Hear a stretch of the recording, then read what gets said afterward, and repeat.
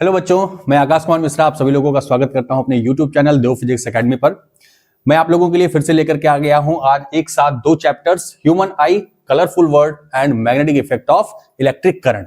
पिछली वीडियो में मैंने लाइट और इलेक्ट्रिसिटी से related most important, most awaited और जो सबसे ज्यादा रिपीट किए हुए क्वेश्चंस हैं वो आप लोगों से करवाए थे। और आज मैं इन दो चैप्टर का कॉम्बो लेकर के आया हूं और इसमें भी हम लोग वो टॉपिक करेंगे जो हमारे बोर्ड एग्जाम में सबसे ज्यादा बार पूछे गए हैं। तो देर न करते हुए स्टार्ट करते हैं। सबसे पहला जो टॉपिक है हमारा, question related to eye defect. आपसे एग्जाम में आई डिफेक्ट से रिलेटेड बहुत से टाइप के क्वेश्चंस पूछे जाते हैं। तो आई डिफेक्ट के बारे में आपने पढ़ा है। बेसिकली 3 टाइप के आई डिफेक्ट आपको बताए गए हैं, जिसमें से सबसे पहला होता है मायोपिया, सेकंड वन होता है हाइपरमेट्रोपिया एंड थर्ड वन होता है प्रेसबायोपिया। देखिए, ये तो हमसे पूछा ही जाता है कि कितने टाइप के ह्यूमन डिफेक्ट्स होते हैं और साथ ही साथ आपसे इनसे रिलेटेड कुछ और भी क्वेश्चन पूछे जाते हैं। जैसे कि अगर मैं बात करूं करेक्शन के लिए, तो मायोपिया के करेक्शन करने के लिए हम लोग किस लेंस का यूज करते हैं, तो वो लेंस होता है कौन सा, कॉनकेव लेंस होता है। और अगर हाइपरमेट्रोपिया की बात करें तो इसको करेक्ट करने के लिए हम लोग कॉन्वेक्स लेंस का यूज करते हैं। प्रेसबायोपिया जो ह्यूमन आई का डिफेक्ट है उसके लिए हम लोग बाइफोकल लेंथ का यूज करते हैं। ठीक है ना। बाइफोकल लेंस का मतलब जिसमें कि कॉनकेव और कॉन्वेक्स दोनों होते हैं। ठीक है, कॉन्वेक्स हमारा, कॉन्वेक्स और कॉनकेव दोनों टाइप के लेंस हमारे यूज किए जाते हैं बाइफोकल लेंस में। तो सबसे पहला 1 मार्क्स का क्वेश्चन हमारे लिए यहां से आ जाएगा कि मायोपिया को करेक्ट करने के लिए कॉनकेव लेंस, हाइपरमेट्रोपिया को करेक्ट करने के लिए कॉन्वेक्स लेंस और प्रेसबायोपिया को करेक्ट करने के लिए कॉन्वेक्स लेंस। अब ये तो हमारे 1 मार्क्स के क्वेश्चन हो गए। अगर मैं 2 मार्क्स के क्वेश्चन की तरफ बढ़ूं तो यहां पर हम लोगों से पूछा जाता है कि जो इसका डायग्राम है वो भी आप बना करके दिखाओ। तो हम लोग इसका डायग्राम भी बना करके दिखाएंगे। तो चलिए आइए मैं आपको बता देता हूं। देखिए, अगर करेक्ट आई की बात की जाए तो करेक्ट ह्यूमन आई जो होती है, मैं एक फिगर बनाता हूं। ये करेक्ट ह्यूमन आई है हमारी, कुछ इस तरीके से ह्यूमन आई का फिगर होता है। और अगर मैं ये कहूं कि किसी भी पर्सन को कोई भी आई डिफेक्ट नहीं है तो उस केस में जो इमेज फॉर्म होगी, यहां पर लाइट्स हमारी आईज में इंटर करेंगी और चूंकि यहां पर हमारे जो क्रिस्टलाइन लेंस होता है आईज में, इससे लाइट जब इंटर करेगी, जब इससे रिफ्रैक्ट होगी, तो जो बनने वाली इमेज होगी हमारी वो कहां होगी, रेटिना पर होगी। एग्जैक्टली अगर मान लीजिए कि किसी भी पर्सन को मायोपिया हो जाता है, ठीक है, तो मायोपिया के केस में जो बनने वाली इमेज होगी वो रेटिना से पहले फॉर्म होगी, रेटिना से पहले फॉर्म होगी। और मायोपिक आई का इमेज बनाने के लिए कभी कभी हमारे एग्जाम में आता है, तो मायोपिक आई का जो इमेज होगा वो कुछ इस तरीके से आप फॉर्म करेंगे कि यहां पर हमारा क्रिस्टलाइन लेंस है, लाइट्स इस तरीके से इंटर कर रही हैं और रिफ्लेक्ट होने के बाद जो इमेज का फॉर्मेशन हो रहा है, देखिए रेटिना कहां पर है, रेटिना की पोजीशन यहां पर है और इमेज हमारी रेटिना से ठीक पहले बन रही है। तो यहां से अब अगर मैं क्या करूं, एक कॉनकेव लेंस का यूज करूंगा, कॉनकेव लेंस यहां पर यूज किया जाए तो ये क्या करेगा, आई लेंस पर जाने वाली लाइट को ये थोड़ा सा और डाइवर्स करेगा। यहां से जब लाइट जाएगी तो डाइवर्स होने के बाद करेक्ट होकर के कुछ यहां पर हमारी इमेज फॉर्म होगी, कुछ इस तरीके से। ये डायग्राम आपको बनाने के लिए पूछा जाता है। आपकी बुक में ये डायग्राम बना है, इसका डायग्राम एक बार बना करके प्रैक्टिस जरूर कर लीजिएगा। ठीक है, फिर ये तो हो गई बात मायोपिया की, ये बात हमने कर ली मायोपिक आई की। ठीक है, मायोपिक आई। अब अगर हाइपरमेट्रोपिक आई की बात करें तो जैसा कि मैंने कहा, मायोपिया में जो बनने वाली इमेज होती है वो रेटिना से ठीक पहले बनती है, लेकिन अगर हाइपरमेट्रोपिक आई है तो जो बनने वाली इमेज होती है वो रेटिना के बाद बनती है। ये हमारा क्रिस्टलाइन लेंस है, कोई भी लाइट रे इस तरीके से गई और लेंस से पास होने के बाद ये रेटिना के बाद बन रही है। ठीक है ना, ये कौन सी आई है। या फिर अगर मान लीजिए कभी क्वेश्चन आपसे ये भी पूछ ले, इस तरीके का इमेज बना करके दे दे और आपसे पूछ ले बताइए which type of human defect, तो आपको ये बता देना है कि इमेज पहले फॉर्म हो रही है रेटिना से, तो ये जो डिफेक्ट है वो है मायोपिया। और अगर जो इमेज का फॉर्मेशन है रेटिना के बियॉन्ड हो रहा है, बाद में हो रहा है, तो आप कहेंगे ये हाइपरमेट्रोपिक आई है। कौन सी, हाइपरमेट्रोपिक। और देखिए यहां पर जो लेंस हम यूज करते हैं हाइपरमेट्रोपिया में वो कौन सा है, कॉन्वेक्स लेंस होता है। तो यहां पर अगर मैं कॉन्वेक्स लेंस प्लेस करूं तो आपको पता है कि जो कॉन्वेक्स लेंस होता है वो किस नेचर का होता है, कन्वर्जिंग नेचर का होता है। ठीक है, तो जो लाइट इससे पास हो रही है ये इसको थोड़ा सा और भी कन्वर्ज करके कहां भेजेगा, आई लेंस के पास भेजेगा और आई लेंस इसको थोड़ा और कन्वर्स करेगी, तो जो इमेज का फॉर्मेशन होगा अब कहां होगा, रेटिना पर होना स्टार्ट हो जाएगा। ठीक, तो ये हमने लेंस का यूज करके इसको करेक्ट भी कर दिया। मैंने आपको हाइपरमेट्रोपिक आई का इमेज भी बना करके दिखा दिया, मायोपिक आई का भी इमेज बना के दिखा दिया, और ये मेरी एक करेक्ट आई है, यानी कि इस आई में कोई भी डिफेक्ट नहीं है। इन डायग्राम्स को बना करके आप प्रैक्टिस कर लेंगे। तो ये कुछ क्वेश्चंस होते हैं हमारे आई डिफेक्ट से रिलेटेड। छोटे छोटे और भी क्वेश्चंस पूछ लिए जाते हैं, जैसे कि मान लीजिए यहां पर एक टॉपिक है हमारे पास कैटरैक्ट। कैटरैक्ट क्या होता है, जो हमारा लेंस होता है आई का, उसके ऊपर एक प्रोटीन की मिल्की लेयर फॉर्म हो जाती है, यानी कि यहां जो हमारा लेंस है इसके ऊपर मिल्की लेयर एक बन जाती है, किसकी, जो प्रोटीन होता है, प्रोटीन की एक एक्स्ट्रा मिल्की लेयर पड़ जाती है, जिसकी वजह से कोई भी लाइट इस आई में इंटर सही से नहीं कर पाती है और पर्सन को ब्लर दिखाई देता है, क्लियर दिखाई नहीं देता है। तो इस टाइप के डिफेक्ट को हम लोग कहते हैं क्या, कैटरैक्ट के नाम से भी जानते हैं। कभी कभी हम लोगों से 1 मार्क्स में पूछ लिया जाता है what is the cataract, explain it. ठीक है, तो आपको अब यहां से ह्यूमन आई से जो भी डिफेक्ट रिलेटेड क्वेश्चन है मेरे ख्याल से सफिशिएंट है। चलते हैं हम लोग आगे नेक्स्ट टॉपिक पर। ये अभी मैं क्या कर रहा हूं, human I and colourful word के टॉपिक्स करवा रहा हूं। इसके बाद हम लोग magnetic effect of electric current के भी टॉपिक करेंगे।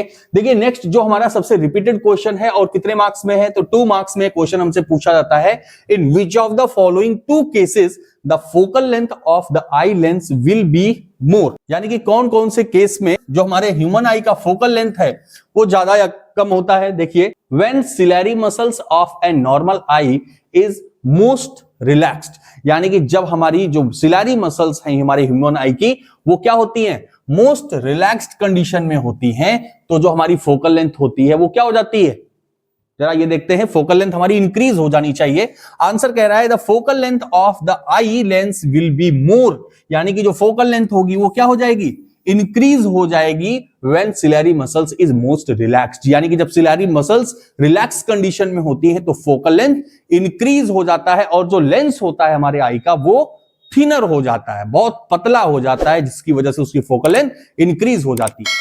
नेक्स्ट अगर बात की जाए, नेक्स्ट कह रहा है when ciliary muscles of normal eye is most contracted state explain with reason, यानी कि मोस्ट कॉन्ट्रैक्टेड रीजन में होती हैं तब क्या होता है, इसे आप एक्सप्लेन करिए, ऐसा आपके एग्जाम में पूछा जाएगा।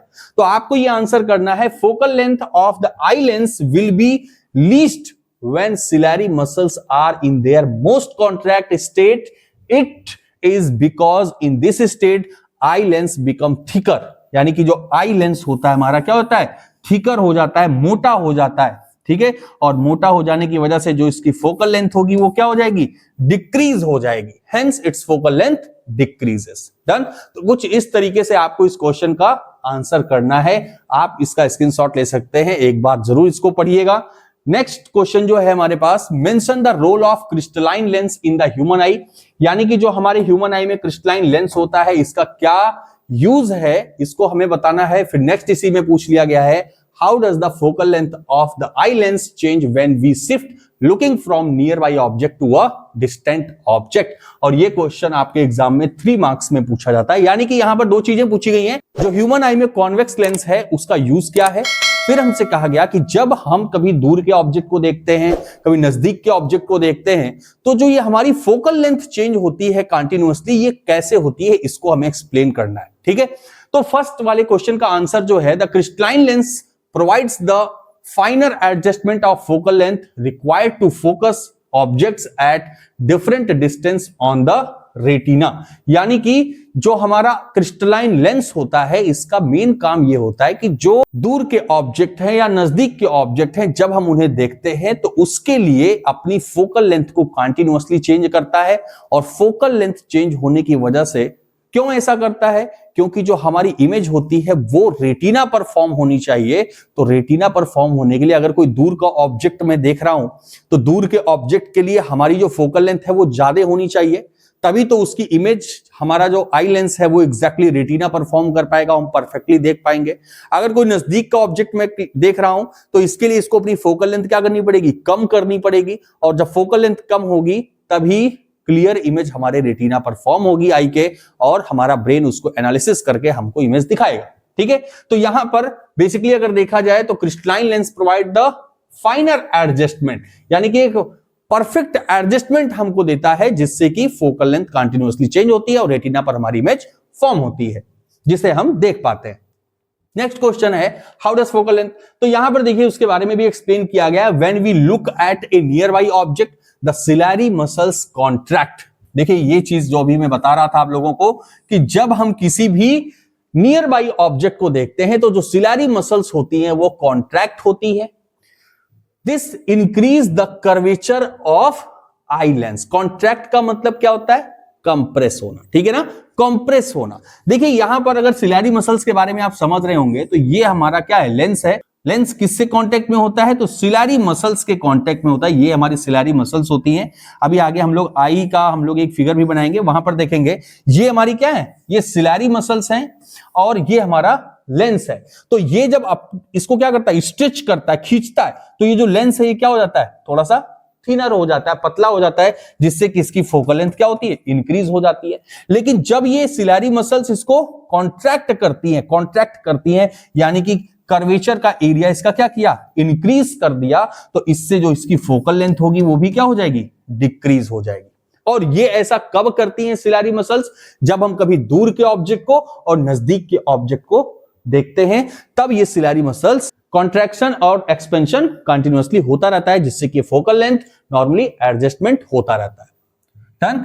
फिर उसके बाद यहां पर कहा गया, अच्छा अभी तो कॉन्ट्रैक्ट के बारे में बताया था, फिर आगे देखें अगर however when we see distant object, और जब हम कभी दूर के ऑब्जेक्ट को देखते हैं, ciliary muscles relax. Ciliary muscles क्या होती हैं? रिलैक्स हो जाती हैं, जिसकी वजह से जो कर्वेचर ऑफ आई लेंस है वो डिक्रीज हो जाता है। देखिए कर्वेचर ऑफ आई लेंस का मतलब क्या है? अगर मैं बात करूं, ये हमारा क्या है? कॉन्वेक्स लेंस है। और कर्वेचर वाला कौन सा रीजन है? तो कर्वेचर वाला ये वाला रीजन की बात कर रहा है। देखिए ये अगर इस कर्वेचर को देखा जाए, कर्वेचर का मतलब है कर्व से, ठीक है। अब यहां पर क्या है? हमारी सिलरी मसल्स रिलैक्स हो गई हैं, जिसकी वजह से जो कर्वेचर है वो डिक्रीज हो गया। डिक्रीज होने का मतलब कि जो हमारा लेंस है वो थिनर हो गया। डन। अब देखिए यहां पर आपको कर्व कम दिखाई दे रहा है, लेकिन अगर कॉन्ट्रैक्ट पोजीशन होती तो ये क्या होता हमारा? देखिए इस तरीके से। देखिए इस फिगर के कंपैरिजन में इस फिगर में अगर आप कंपेयर करिए तो यहां पर आपको कर्व ज्यादा दिख रहा है, यानी कि कर्वेचर में इंक्रीमेंट हुआ है, और यहां पर कर्व हमारा क्या हुआ है? डिक्रीज। तो यहां पर जब हमारी सिलरी मसल कॉन्ट्रैक्ट होती है, इसका मतलब कि जो हमारे कर्वेचर है हमारी आई लेंस का वो इंक्रीज हो जाता है, और जो फोकल लेंथ होती है वो डिक्रीज हो जाती है। लेकिन जब हमारी सिलरी मसल्स रिलैक्स कंडीशन में होती हैं तो यहां पर कर्वेचर एरिया कम होता है, जिससे कि फोकल लेंथ भी ज्यादा हो जाती है। अच्छा ये बात आपको समझ में आ रही है कि नहीं आ रही है कि ये फोकल लेंथ, कर्वेचर और ये थिकर थिनर से क्या मतलब है? देखिए यहां पर मैं अगर आपसे बात करूं कि हमारा जो लेंस है वो कौन सा है, चलिए नॉर्मल मैं लेंस की बात कर रहा हूं। ये मेरे पास क्या है? कॉन्वेक्स लेंस है। और एक दूसरा मैंने कहा कि ये मेरे पास क्या है? कॉन्वेक्स लेंस है। अब एक बात बताओ आप, क्योंकि जो लेंस है हमने पढ़ा है स्फेरिकल लेंस होता है। स्फेरिकल लेंस का मतलब कि दो स्फीयर से मिलकर के बना होता है ना हमारा कॉन्वेक्स लेंस या कॉन्केव लेंस। तो अगर मैं आपसे पूछूं कि इस वाले लेंस से जो पास होने वाली लाइट रे होगी वो रिफ्रैक्ट होने के बाद यहीं पर आ जाएगी, ठीक। और ये किससे पास हो रही है? फोकस से पास हो रही है। लेकिन अगर इस थिन वाले लेंस की बात की जाए तो इसका जो फोकस होगा वो कहां पर होगा? इससे पास होने वाली लाइट रे कुछ इस तरीके से यहां तक जाएगी, यानी कि फोकस इसका ये होगा। डन। अब देखिए ये मोटा लेंस है तो इसकी फोकल लेंथ कम है, ये पतला लेंस है तो इसकी फोकल लेंथ ज्यादा है। क्यों ऐसा है? क्योंकि जो लाइट रे इस लेंस के थ्रू पास हो रही है, ये डिस्टेंस इसने कवर की इस मोटे वाले लेंस में, और ये छोटी सी डिस्टेंस कवर की इस पतले वाले लेंस में। अब जितना ज्यादा वो इस रिफ्रैक्टिंग मीडियम में मूव करेगी लाइट, उतना ही ज्यादा बेंड होगी, ठीक है। तो यहां पर ज्यादा रीजन इसने चला, ज्यादा डिस्टेंस कवर की, तो ये जल्दी बेंड हो गई, ठीक। और यहां पर थोड़ी सी ही डिस्टेंस चली, जिससे कि अपने पाथ से बहुत कम डेविएट हुई, कम रिफ्रैक्ट हुई। डन। तो ये कंडीशन है यहां पर जो हम लोग बात कर रहे हैं बार बार थिकर एंड थिनर की। तो चलते हैं नेक्स्ट टॉपिक पर। यहां पर देखिए हम लोगों का ये 5 मार्क्स का क्वेश्चन है। आप इसमें एक बार बना करके जरूर प्रैक्टिस कर लीजिएगा, क्योंकि अगर ह्यूमन आई आपके एग्जाम में आता है तो आपसे ह्यूमन आई का एक डायग्राम भी बनाने के लिए कहा जाएगा, और साथ में उसके जो भी पार्ट्स हैं उसको एक्सप्लेन करने के लिए उसके कुछ यहां पर फंक्शंस आपसे पूछे जा सकते हैं। देखिए यहां पर हमसे क्वेश्चन कह रहा है कि draw a diagram of human eye, label the following parts and give their functions pupil, eye lens, ciliary muscles and retina. ठीक है, जरा हम लोग फंक्शन के बारे में बाद में बात करेंगे। सबसे पहले यहां पर जो हमें ह्यूमन आई दिया है इसको लेबल करते हैं। देखिए ये जो सबसे आगे वाला पार्ट हमको दिख रहा है, ये वाला रीजन, इसको किस नाम से जानते हैं? तो हम सभी को पता है, इसको हम लोग कहते हैं कॉर्निया।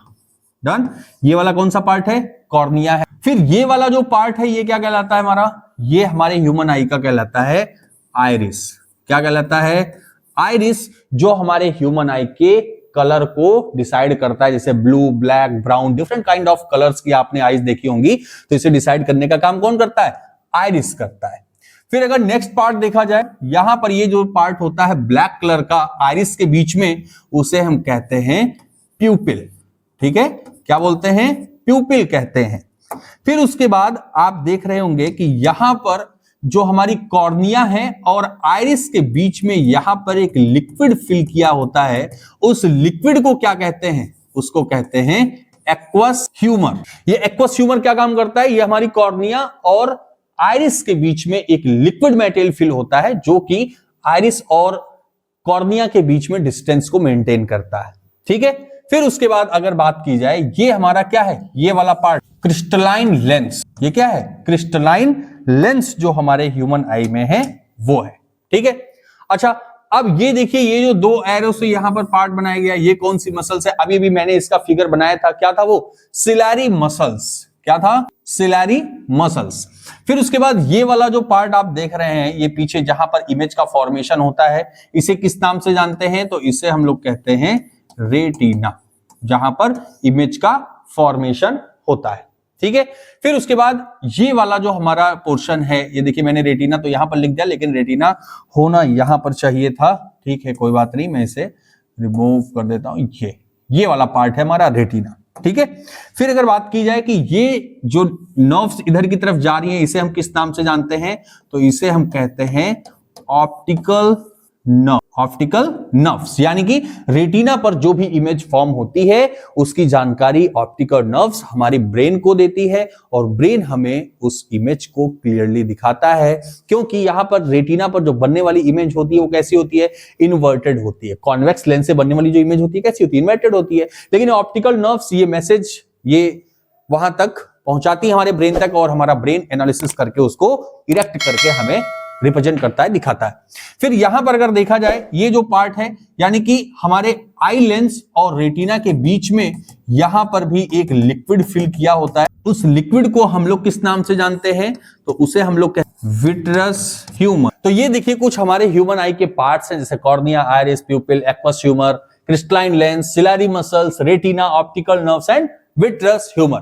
तो ये कुछ मेन पार्ट्स हैं हमारे ह्यूमन आई के, जो आपको जानना जरूरी है। एक बार इसका फिगर बना करके आज आप ट्राई कर लीजिएगा, क्योंकि अगर ये हमारे एग्जाम में आएगा तो 5 मार्क्स हमको दे करके जाएगा। ठीक है, लेकिन इसके साथ कुछ जो हमारे ह्यूमन आई के पार्ट्स हैं, उसके जो फंक्शंस हैं उसके बारे में भी आप लोगों को पढ़ लेना है। जैसे सबसे पहला जो पार्ट हमको बताया गया है वो है प्यूपिल, और प्यूपिल का फंक्शन क्या होता है? तो प्यूपिल का काम होता है जो अमाउंट ऑफ लाइट हमारे ह्यूमन आई में इंटर करती है उसको कंट्रोल करने का, उसको अलाउ करने का। यहां पर देखिए 2 टाइप के क्वेश्चन आपसे पूछे जा सकते हैं। अगर यहां पर हमसे पूछा गया होता कि which part of human I will control and regulate, तो देखिए कंट्रोल एंड रेगुलेट करने का काम तो हमारा आइरिस करता है, और अगर वहां पर आइरिस नहीं है, प्यूपिल है, तो प्यूपिल भी करेक्ट आंसर है, क्योंकि जो प्यूपिल है वो कहां सिचुएटेड होता है? आइरिस में ही तो होता है। अब देखिए जो ब्लैक वाला पार्ट हमारे आई में होता है, इसी को हम आइरिस कहते हैं, और इस आइरिस के अंदर ही कौन होता है? प्यूपिल होता है, जो अमाउंट ऑफ लाइट को अलाउ करता है हमारे आई में अंदर जाने के लिए। ठीक है, तो यहां पर अगर प्यूपिल का वर्क देखा जाए तो the प्यूपिल regulate and control the amount of light entering the human eye, यानी कि ये क्या करता है? रेगुलेट करता है, कंट्रोल करता है अमाउंट ऑफ लाइट को हमारे ह्यूमन आई में जाने के लिए, जिससे कि किसी भी ऑब्जेक्ट की इमेज हम क्लियरली देख सके। नेक्स्ट जो पार्ट है वो है आई लेंस। आई लेंस का काम अभी हम लोगों ने देखा। आई लेंस का वर्क क्या होता है? Human eye lens is crystalline convex lens on which image form, यानी कि जो हमारे ह्यूमन आई है उसमें कॉन्वेक्स लेंस होता है, और जो इमेज का फॉर्मेशन करता है कहां पर? रेटिना पर। नेक्स्ट पॉइंट है सिलैरी मसल्स। सिलैरी मसल्स क्या काम करती हैं? सिलैरी मसल्स हमारे लेंस से कनेक्टेड होती हैं और जो लेंस की फोकल लेंथ होती है उसे एडजस्ट करने में हेल्प करती हैं। यानी कि एक बार ये रिलैक्स होती है, एक बार कॉन्ट्रैक्ट होती है, जिससे कि लेंस की फोकल लेंथ कंटिन्यूअसली चेंज होती रहती है और ऑब्जेक्ट की इमेज रेटिना पर बनती है। Done? Adjusting the focal length of human. Retina is a light sensitive surface of the eye where the real image is form. यानी कि रेटिना हमारी ह्यूमन आई का वो मेन पार्ट है जहां पर लेंस से इमेज का फॉर्मेशन होता है और हम किसी भी इमेज ऑब्जेक्ट को देख पाते हैं। ये पोर्शन जो है वो किसका है? रेटिना का है, जहां पर इमेज फॉर्म होती है। ठीक है, तो इस टाइप से और भी पार्ट्स हो सकते हैं। हो सकता है कि आपसे एग्जाम में प्यूपिल आई लेंस, क्रिस्टलाइन लेंस ना पूछ करके आपसे कॉर्निया पूछ लिया जाए, आपसे आइरिस पूछ लिया जाए, एक्वस ह्यूमर पूछ लिया जाए। ठीक है, तो आपको हर एक के बारे में देख लेना है, देख करके जाना है। लेकिन ये जो क्वेश्चन है ये आपके एग्जाम में मोस्ट रिपीटेड क्वेश्चन था, इसीलिए मैंने आप इस क्वेश्चन को इस वीडियो में लाया। नेक्स्ट क्वेश्चन जो है हमारा इस चैप्टर से, make a well labelled diagram showing refraction of light through a glass prism end of the following.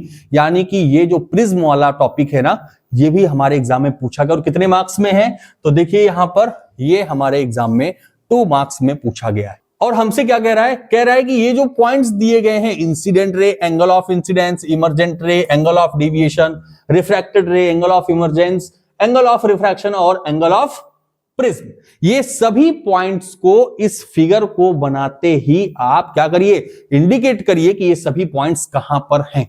तो देखिए ये तो मैंने पहले से ही लिख रखा है, आपको ये लिखा हुआ नहीं मिलेगा, आपको ये लिखना पड़ेगा, ये इमेज भी बनानी पड़ेगी। ठीक है, तो चलिए मैं जरा यहां पर 1 बाय 1 करके बता देता हूं आपको। ये जो पीई है, पीई आपको इमेज में कहां दिख रहा है? देखिए ये है पीई, और आपको पता है कि ये कौन सी लाइट रे होती है? तो इसे हम लोग कहते हैं इंसिडेंट। ये हमारी जो है इंसिडेंट रे। ठीक है, फिर उसके बाद आती है बात ईएफ। ईएफ ये वाली लाइन जो है इसे हम क्या कहते हैं? इसे हम कहते हैं रिफ्रैक्टेड रे। आपने पढ़ा है ना? एफ एस कौन सी रे है? तो ये है इमर्जेंट रे। एफ एस ये हमारी इमर्जेंट रे। इमर्जेंट एक बार बना करके आपको इमेज इसकी प्रैक्टिस कर लेनी है, फिर उसके बाद ये सेटअप हो जाएगा आपके माइंड में। फिर उसके बाद अगर बात की जाए तो एंगल ए कहां पर है भाई? देखिए ये जो एंगल ए होता है ना, इसे हम लोग बोलते हैं एंगल ऑफ प्रिज्म। क्या बोलते हैं? Angle of prism. तो ए को मैंने एंगल ऑफ ए को लिख दिया एंगल ऑफ प्रिज्म। फिर यहां पर एंगल आई, ये तो आप जानते ही हैं क्या होता है, इसको कहते हैं एंगल ऑफ इंसिडेंट। और एंगल आर क्या होता है? तो ये होता है एंगल ऑफ रिफ्रैक्शन। अब यहां पर ये जो एंगल ई है, कहां पर है भाई एंगल ई? ये देखिए ये जो एंगल ई होता है ना, इसे हम लोग कहते हैं एंगल ऑफ इमर्जेंस। किस नाम से जानते हैं? इसे कहते हैं एंगल ऑफ इमर्जेंस। अभी भी कुछ बचा हुआ है क्या? तो हाँ, यहां पर बचा हुआ है एंगल डी। देखिए ये जो एंगल डी होता है ना, इसे हम लोग कहते हैं एंगल ऑफ डेविएशन। ये कब फॉर्म होता है? देखिए जो हमारी इंसिडेंट रे होती है ना, अगर मैं इसको आगे की तरफ इंक्रीज करूं, आगे की तरफ बढ़ाऊं, और ये जो हमारी इमर्जेंट रे होती है इसको पीछे की तरफ ट्रेस आउट करूं, तो जो एंगल यहां पर फॉर्म होता है उसे ही कहते हैं एंगल ऑफ डेविएशन। तो यहां पर मैं इसको मेंशन किए देता हूं, ये है angle D is angle of deviation. Okay, तो देखिए यहां पर जितने भी पार्ट दिए गए थे हमको, हमने हर एक पार्ट के बारे में इस फिगर के अकॉर्डिंग क्या कर दिया? यहां पर नोट डाउन कर दिया है। आप जस्ट इसको एक बार देख लीजिए। ये क्वेश्चन हमारे 2 मार्क्स में आता है और आया हुआ है आपके बोर्ड एग्जाम में। डन, चलते हैं नेक्स्ट। तो नेक्स्ट क्वेश्चन है, why does the sun appear reddish at sunrise, explain with the help of diagram. यहां पर हमसे पूछा गया है कि जो सनराइज के टाइम पर या सनसेट के टाइम पर जो हमारा सन है वो रेड कलर का क्यों दिखाई देता है। एक्चुअल में देखिए यहां पर जो इमेज है वो हमारी अपेरेंट पोजीशन की है, कोई बात नहीं, यहां पर आ गया है तो हम इसे जान लेते हैं क्या है। अभी इस टॉपिक को हम थोड़ा सा साइड में करते हैं। यहां पर जो अपेरेंट पोजीशन और एक्चुअल पोजीशन की बात हो रही है कि जो हमारा सन है अभी राइज हुआ नहीं होता है, लेकिन हमको ऐसा लगता है कि हमारा सन राइज हो चुका है। और सनसेट के टाइम पर भी ऐसा होता है, हमारा सन सेट हो चुका होता है लेकिन हमें लगता है कि ऐसा हुआ नहीं है। ये भी क्वेश्चन हमारे एग्जाम में आता है और इसका जो मेन रीजन होता है वो होता है एटमॉस्फेरिक रिफ्रैक्शन। क्या होता है? Atmospheric refraction. इसको भी आपको ध्यान रख लेना है। एटमॉस्फेरिक रिफ्रैक्शन की वजह से ऐसा होता है कि जो सनसेट और सनराइज के टाइम पर हमें ऐसा अपीयर होता है कि अभी हमारा सनराइज हो चुका है या सनसेट नहीं हुआ है। जैसे ही सनलाइट की रेज हमारे एटमॉस्फेयर में इंटर करती है तो हमारे एटमॉस्फेयर में different kind of atmospheric layers हैं, या फिर कह सकते हैं जो भी अलग अलग लेयर है उन सभी की जो डेंसिटी है वो क्या है? डिफरेंट डिफरेंट है। अब जब डेंसिटी अलग अलग है तो यहां पर लाइट अलग अलग डेंसिटी के मीडियम में जब इंटर करेगी तो वहां पर क्या होगा? रिफ्रैक्शन होगा। और यहां पर आप देख पा रहे होंगे फिगर में, ये देखिए यहां पर रिफ्रैक्शन हुआ, इस लेयर में गया और जैसे ही इस लेयर से दूसरे लेयर में इंटर किया फिर से रिफ्रैक्शन हुआ और फिर से रिफ्रैक्शन हुआ। तो आप देख पा रहे होंगे कि यहां पर जो सन की रेज हैं वो इस डायरेक्शन में न जाने की बजाय वो कुछ इस डायरेक्शन में जा रही हैं और इस पर्सन को लग रहा है क्या कि ये जो सनलाइट है वो कैसे आ रही है? कुछ इस डायरेक्शन से आ रही है और उसे ऐसा लगेगा कि सन हमारा यहां पर है, लेकिन एक्चुअल में कहां पर है? वो यहां पर होता है। डन। देखिए अभी टॉपिक हमारा दूसरा था लेकिन इमेज यहां पर दूसरी थी, इस वजह से हम लोगों ने, चलिए खैर अच्छी बात है, इसको भी एक बार हम लोगों ने रिकॉल कर लिया कि जो अपैरेंट पोजीशन है सन की सनसेट या सनराइज के टाइम पर वो एटमॉस्फेरिक रिफ्रैक्शन की वजह से होता है। अब यहां पर हमसे पूछा गया है कि जो सन है हमारा वो रेडिश क्यों अपीयर होता है? देखिए इसका एक लाइन में जो आंसर है वो होता है जस्ट स्कैटरिंग ऑफ लाइट। आपने पढ़ा है कि विबग्योर, क्या पढ़ा था आपने? विबग्योर के बारे में पढ़ा था कि रेड कलर की जो वेवलेंथ होती है वो सबसे ज्यादा होती है और वॉयलेट कलर की जो वेवलेंथ होती है वो सबसे कम होती है। तो एटमॉस्फेयर में क्या क्या है? डस्ट पार्टिकल्स हैं, गैसेस हैं और वाटर ड्रॉपलेट्स भी हैं। जब ये सनलाइट उन वाटर ड्रॉपलेट या डस्ट पार्टिकल से टकराती है तो वहां पर जो भी लो वेवलेंथ की लाइट है वो स्कैटर्ड हो जाती है, यानी कि इधर उधर बिखर जाती हैं। लेकिन जिसकी वेवलेंथ ज्यादा है वो तो नहीं बिखरेगा ना, वो तो उसी डायरेक्शन में आगे की तरफ मूव करता हुआ जाएगा। तो अगर मैं आपसे पूछूं आगे की तरफ कौन सी लाइट रे जा रही है तो वो रेड कलर ही तो जाएगा। क्यों? क्योंकि रेड कलर की वेवलेंथ सबसे ज्यादा है, इसलिए रेड कलर आगे की तरफ मूव करता जाएगा। ठीक। और अगर रेड कलर जा रहा है तो फिर अगर कोई भी पर्सन यहां अर्थ से देखेगा तो उसे क्या लगेगा? सनसेट या सनराइज के टाइम पर रेड कलर का ही दिखाई देगा सन। ठीक है, किस कलर का? रेड कलर का। क्योंकि देखिए अपैरेंट पोजीशन वाली भी तो कंडीशन है, क्योंकि सन तो हमारा एक्चुअल में यहां पर है लेकिन उसको क्या लग रहा है? उसको तो ये लग रहा है पर्सन को कि यहां पर सन है हमारा, और जब ये लाइट एटमॉस्फेयर में इंटर करेगी एटमॉस्फेरिक रिफ्रैक्शन तो होगा ही होगा, साथ ही साथ स्कैटरिंग ऑफ लाइट भी हो रही है जिसकी वजह से सिर्फ रेड कलर की लाइट यहां तक पहुंच पाएगी। ठीक। और रेड कलर की लाइट पहुंचेगी तो हमें जो सन दिखाई देगा वो कैसा अपीयर होगा? रेड कलर का। लेकिन ऐसा नहीं है कि 2-4 घंटे के लिए रेड दिखाई देता है, ये मुश्किल से 2 मिनट के लिए होता है, चाहे वो सनराइज हो या फिर सनसेट हो, ओनली फॉर 2 मिनट्स। डन। चलिए नेक्स्ट क्वेश्चन पर चलते हैं। नेक्स्ट टॉपिक है हमारा why do star twinkle explain, यानी कि जो हमारे स्टार्स है वो ट्विंकल क्यों करते हैं। अभी अभी जो हम लोगों ने अपैरेंट पोजीशन वाला किया just same as it is वही है कि यहां पर जो ट्विंकलिंग ऑफ स्टार का रीजन है वो भी क्या है? Atmospheric refraction. क्या है? Atmospheric refraction. तो देखिए यहां पर ये बच्चा जब स्टार को देखता है, स्टार की जो एक्चुअल पोजीशन है वो कहां पर है? यहां पर है। अब स्टार से जो आने वाली लाइट रेज है वो देखिए इस डायरेक्शन में आ रही है, लेकिन हमारा जो एटमॉस्फेयर है वो यहां से स्टार्ट हो जाना है। ठीक है। अब जो एटमॉस्फेयर के डिफरेंट डिफरेंट लेयर्स हैं, हर एक अलग अलग लेयर की डेंसिटी अलग अलग है, और डेंसिटी अलग होने का मतलब कि जो लाइट की स्पीड है वो भी चेंज होगी, और लाइट की स्पीड चेंज होगी तो उसकी डायरेक्शन भी चेंज होगी। इट मींस ओवरऑल यहां पर रिफ्रैक्शन होगा। ठीक है। और देखिए रिफ्लेक्ट होते होते होते होते उस पर्सन को कुछ इस पोजीशन पर दिखाई दे रहा है, पॉइंट पर पहुंच रही रिफ्लेक्ट होकर के स्टार वाली जो लाइट है। लेकिन इस पर्सन को क्या लग रहा है भाई कि ये जो लाइट आ रही है वो कहां से आ रही है? वो तो एक स्ट्रेट लाइन ही सोचेगा ना, क्योंकि हम लोगों ने भी तो पढ़ा है कि light will propagate in a straight line. उसको तो लगेगा कि भाई सीधे आ रही है, क्योंकि उसको एटमॉस्फेयर में जो डस्ट पार्टिकल हैं, जो ड्रॉपलेट्स हैं, वो तो नहीं दिखाई देने वाले, गैस के मॉलिक्यूल्स नहीं दिखाई देने वाले, तो उसे तो ये लगेगा कि भाई लाइट जो है वो सीधे ही आ रही है, और जो हमारा स्टार है वो कहां पर है? वो इस पोजीशन पर है। डन। और ये जो डेंसिटी है ना लेयर्स की, ये क्या होती रहती है? चेंज भी होती रहती है। अब जब डेंसिटी चेंज होती रहेगी लेयर्स की तो जाहिर सी बात है रिफ्रैक्शन जो है वो भी चेंज होता रहेगा, एंगल्स चेंज होते रहेंगे।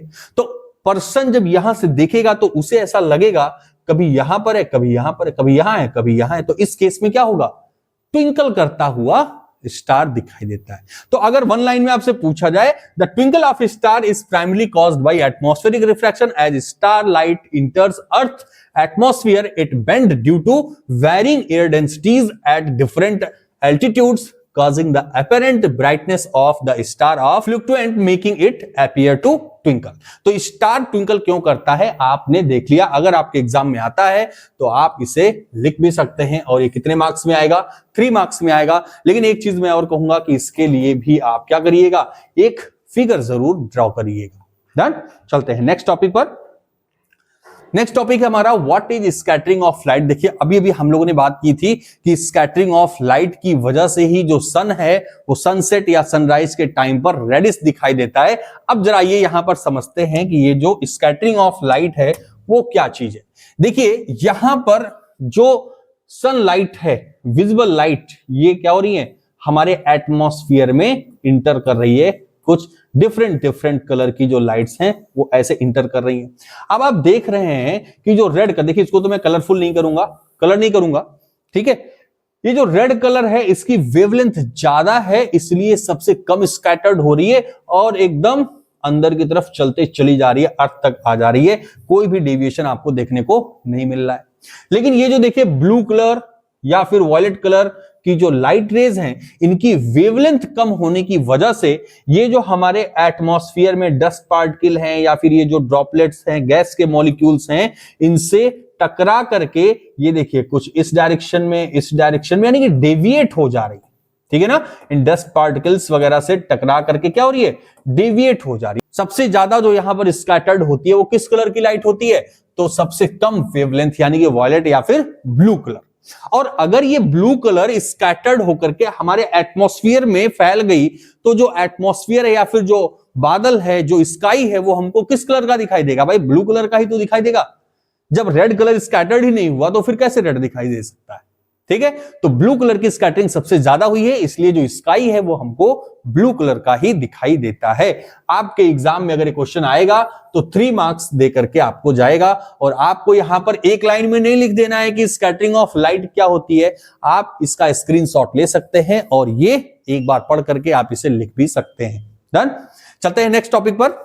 यहां पर हमारा human I and colourful word वाले टॉपिक खत्म हो जाते हैं। मेरे ख्याल से यहां पर आपको 8 टॉपिक मैंने बताए हैं, जिसमें कि एक आपके पास है स्कैटरिंग ऑफ लाइट, स्टार क्यों ट्विंकल करता है, फिर सन अपीयर रेडिश, और प्रिज्म का लेवल डायग्राम आपको बनाना था, ह्यूमन आई का डायग्राम और कुछ पॉइंट्स थे।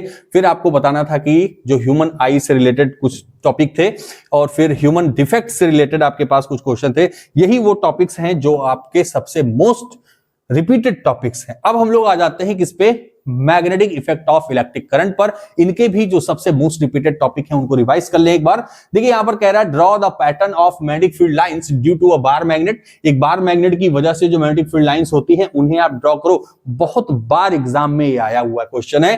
फिर कह रहा था magnetic field lines are close curve. Why, magnetic field lines जो होती हैं वो क्लोज कर्व का फॉर्मेशन करती हैं, तो ऐसा क्यों होता है, ये क्वेश्चन आपको 2 नंबर जरूर दिलाएगा, ठीक है। देखिए सबसे पहले में तो हमसे फिगर बनाने के लिए कहा गया है, तो हम लोग एक नीट एंड क्लीन फिगर बनाएंगे जिसमें एक बार मैग्नेट होगा और उसमें नॉर्थ पोल साउथ पोल।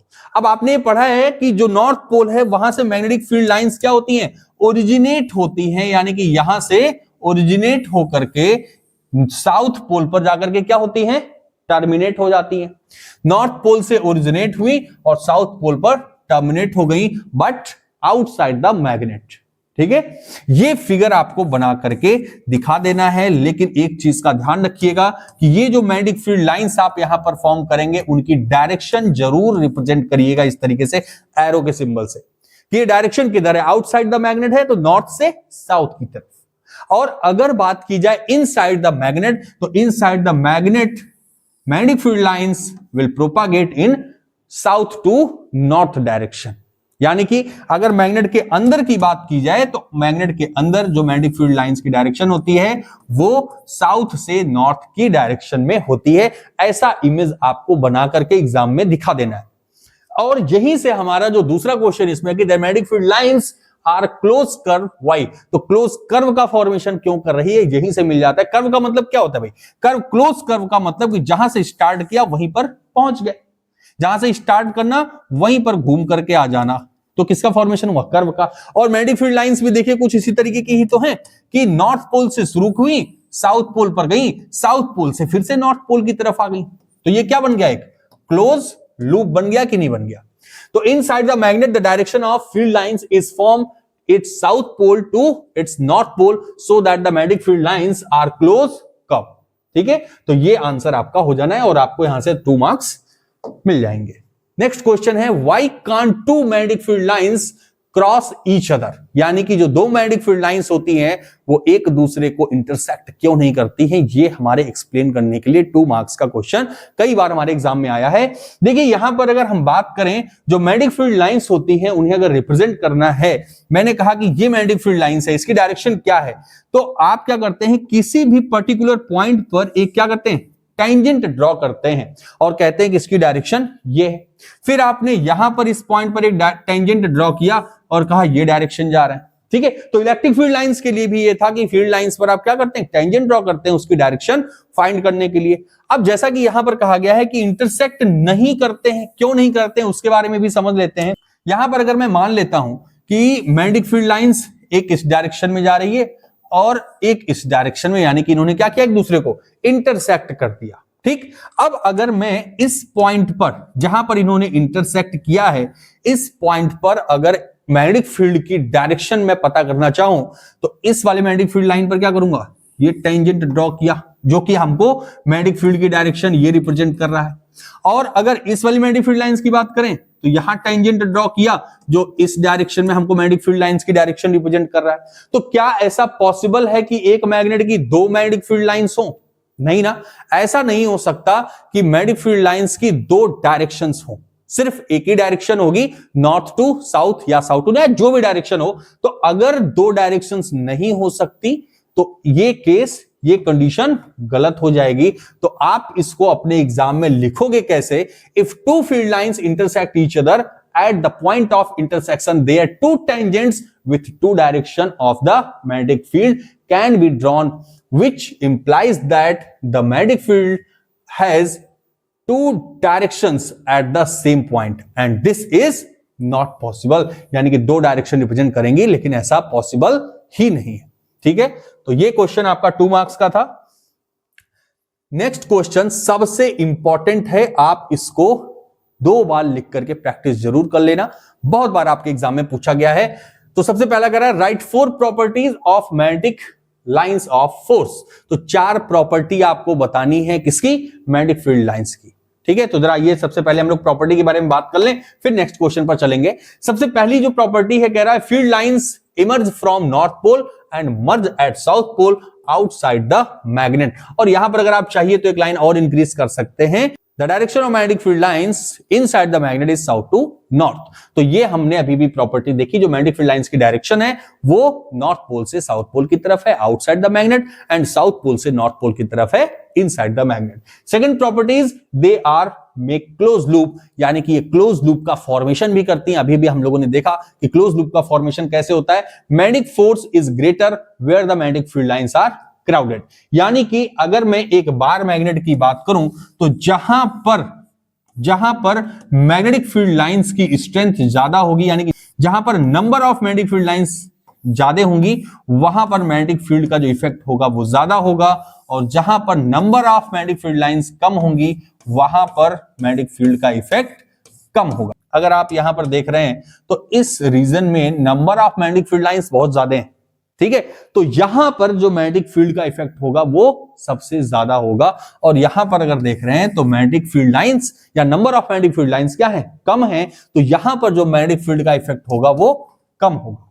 ठीक है, यही पॉइंट हमको बताना चाह रहा है कि जहां पर number of magnetic field lines ज्यादा वहां पर मैग्नेटिक फोर्स ज्यादा, और जहां पर number of magnetic field lines कम वहां पर मैग्नेटिक फोर्स भी कम। ठीक है, next point, no 2 field lines are found to intersect each other. अभी भी हम लोगों ने देखा कि 2 मैग्नेटिक फील्ड लाइंस एक दूसरे को कभी भी इंटरसेक्ट नहीं करती है। तो ये 4 पॉइंट हम लोगों को दिमाग में सेट कर लेने हैं। जब भी आएगा आपके एग्जाम में आपको 2 मार्क्स देकर जाएगा। देखिए ये टोटल दोनों क्वेश्चंस हमारे कितने मार्क्स के हैं, 5 मार्क्स के हैं। तो मेरे ख्याल से ये वाला जो प्रॉपर्टी है ये आपको 2.5 मार्क्स का है। ठीक है, नेक्स्ट क्वेश्चन है give 2 uses of magnetic compass. तो मैग्नेटिक कंपास के हमको 2 यूज बताने हैं। तो फर्स्ट यूज क्या कहा गया हमसे, a magnetic compass can be use to find direction. क्यों? क्योंकि जो मैग्नेटिक कंपास होता है काजू कतली की तरह, ऐसे ही तो होता है कंपास की जो निडल होती है काजू कतली की तरह, यह हमेशा किस डायरेक्शन को इंडिकेट करती है, north and south. North and south की डायरेक्शन में डायरेक्टेड होती है कंपास की जो मैग्नेटिक निडल होती है। तो ये किस लिए यूज किया सकता है, डायरेक्शन को फाइंड करने के लिए। सेकंड पॉइंट जो है, it can be use to test if a substance has magnetic properties or not. यानी कि हम लोग इसका यूज कर सकते हैं कि कोई भी जो हमारे पास सब्सटेंस है उसमें मैग्नेटिक प्रॉपर्टी है या नहीं।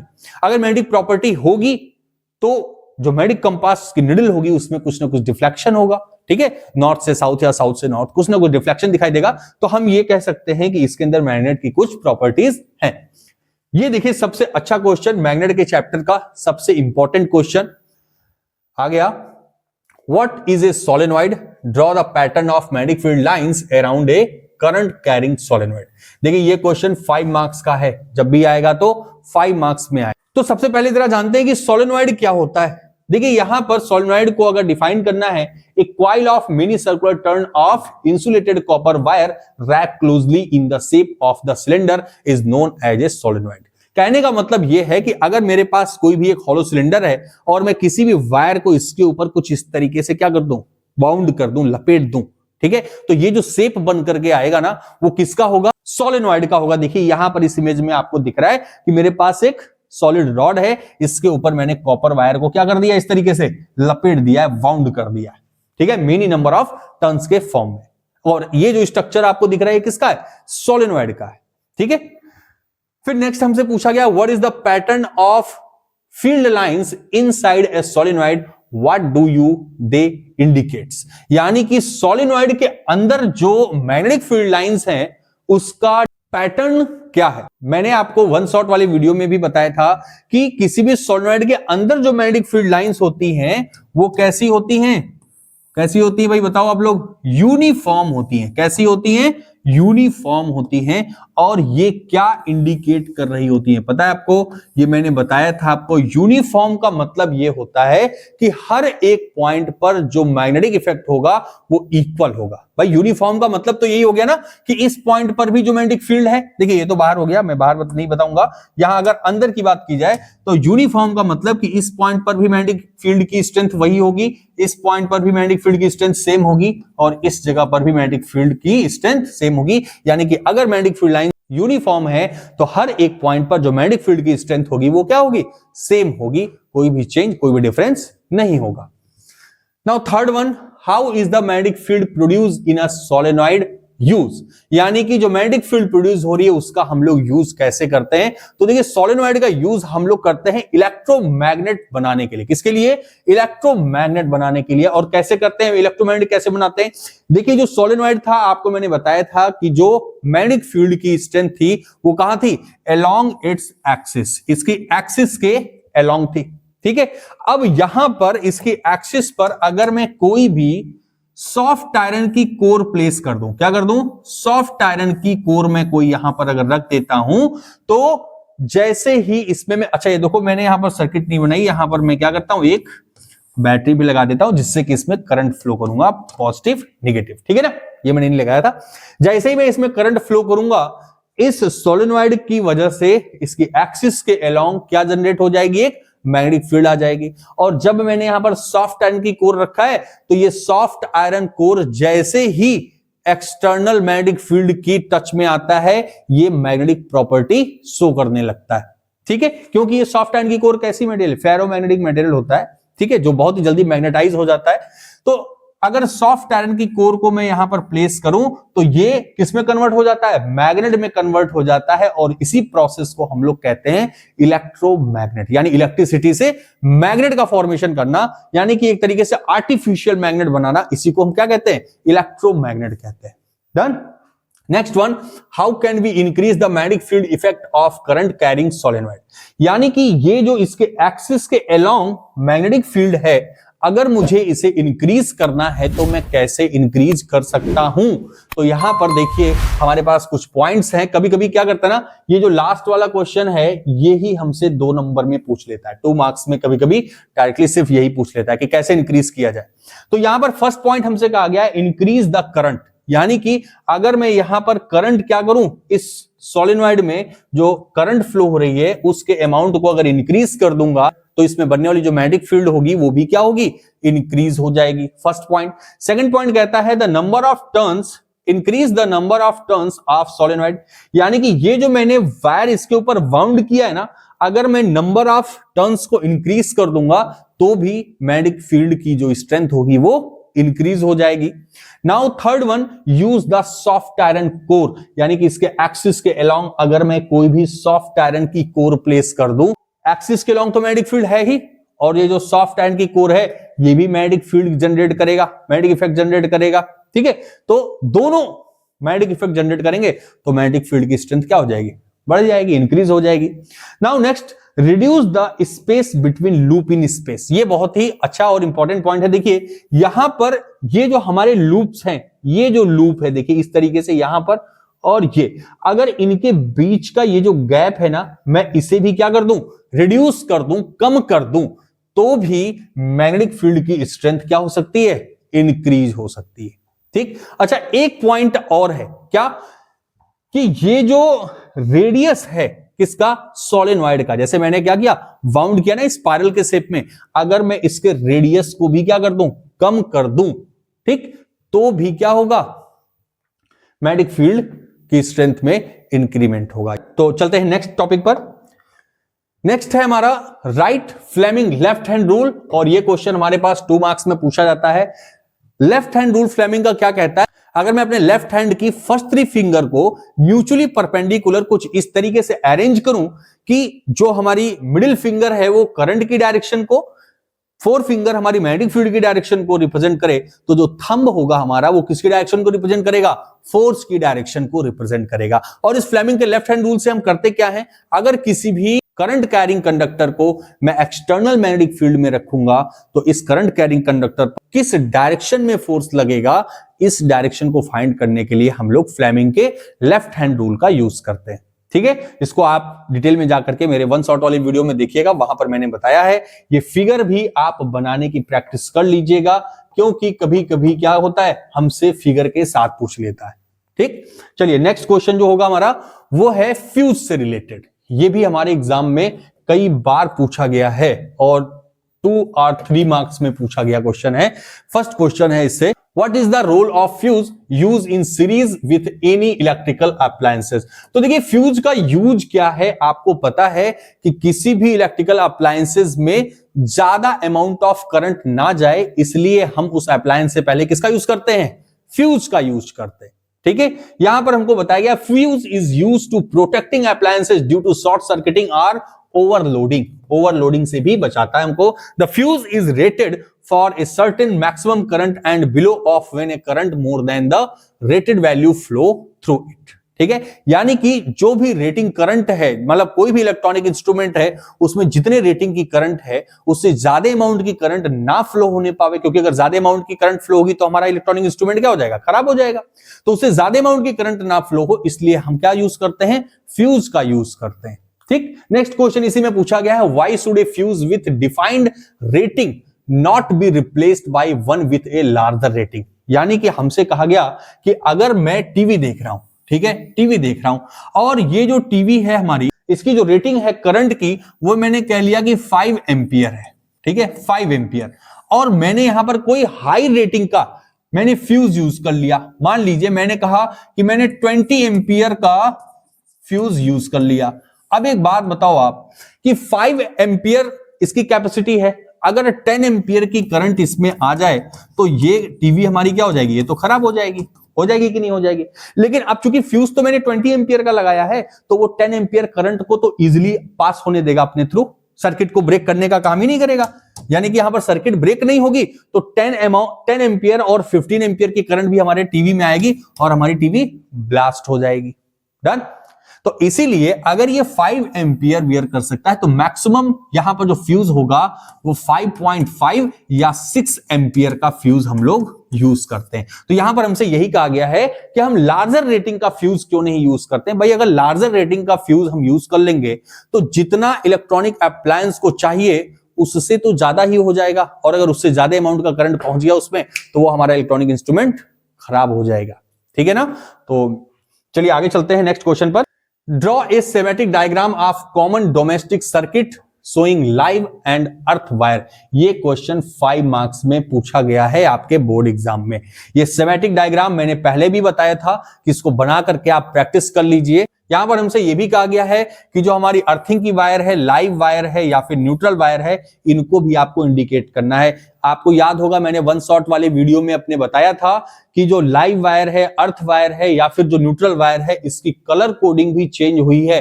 मैं डिस्क्रिप्शन में लिंक दे दूंगा, आप वहां से जाकर के देख लीजिएगा। जो इस चैप्टर का मैंने वन शॉट वीडियो डाला था। यहां पर आप देखिए जो हमारा इलेक्ट्रिसिटी बोर्ड है वहां से कौन कौन सी वायर हमारी इलेक्ट्रिसिटी मीटर तक जाती है।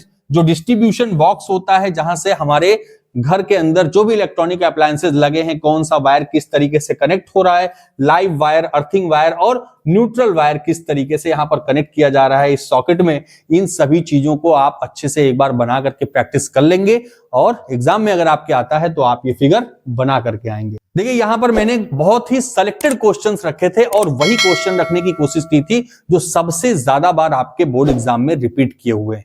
आप एक बार इन क्वेश्चंस को 2x मोड पे ही करके देख लेना, लेकिन एग्जाम से पहले एक बार रिकॉल जरूर कर लेना। मैं उम्मीद करूंगा कि आपका कल का जो एग्जाम है वो बहुत ही अच्छा हो। आपने जितनी मेहनत की है उसका रिजल्ट जरूर कल दिखेगा। Best of luck. मिलते हैं कल हम लोग पेपर के साथ। Thank you very much.